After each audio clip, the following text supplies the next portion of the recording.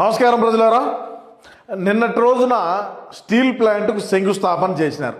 సరే, మన పార్టీ మన అన్న ముఖ్యమంత్రిగా ఉన్నప్పుడు అదేవిధంగా ఐటీ శాఖ మంత్రిగా పనిచేసినటువంటి గుడివాడ అమర్నాథ్ ఎక్కడ గుడ్డు పెడతా ఉన్నాడో ఏమో తెలీదు.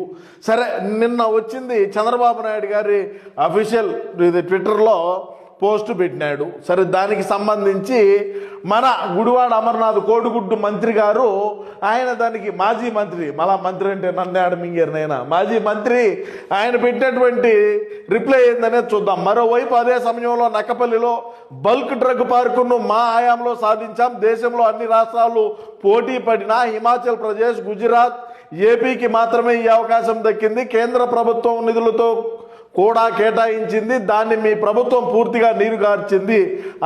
అదనంగా కావాల్సిన భూమి అక్కడే ఉన్న భూసేకరణ అంటూ వివాదాలు సృష్టించడం వల్ల బల్క్ డ్రగ్ పార్కు ముందుకు సాగనీయడం లేదు. ఈ క్రెడిట్ అయితే మీదే అని చెప్పి దానికి రిప్లై పెట్టాడు. ఈ పనికిమాల్లో రిప్లై పెట్టేటప్పుడు మరి చూసుకున్నాడో లేదో మరి అయితే మనకు తెలియదు.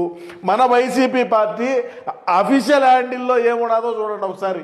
బల్క్ డ్రగ్ పార్క్ పేరిట మత్స్యకారుల పొట్టగొడుతున్న కూటమి ప్రభుత్వాన్ని ప్రజలు అడ్డుకుంటున్నారు. అనకాపల్లి జిల్లా నక్కపల్లి మండలం రాజయ్యపేట గ్రామంలో బల్క్ డ్రగ్ పార్కును వ్యతిరేకంగా గ్రామస్తులు ఛేదిస్తున్న దీక్షకు మద్దతుగా శాసన మండలి ప్రతిపక్ష నేత శ్రీ బొత్స సత్యనారాయణ గారు, ఉత్తరాంధ్ర రీజనల్ కోఆర్డినేటర్ కురసాల కన్నబాబు గారు, అనకాపల్లి జిల్లా అధ్యక్షులు గుడివాడ అమర్నాథ్ గారు, మాజీ ఎమ్మెల్యేలు, నియోజకవర్గ సమన్వయకర్తలు, పార్టీ సీనియర్ నాయకులు కలిసి గ్రామస్తులతో మాట్లాడి విశాఖ జిల్లా అధ్యక్షులు శ్రీ కేకే రాజు గారు అని పెట్టాడు.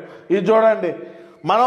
మేము తెచ్చినాము అన్నప్పుడు బోకులు అన్న పోరం బోకులకి చెప్తా ఉండా, మేము తెచ్చినాము అదైతే మీదేను దాన్ని నీరు కాచిన ఇదేందిరా ఇది ఎందుకు ఈ మాదిరి చేయాలి? ఎప్పుడు ఇది?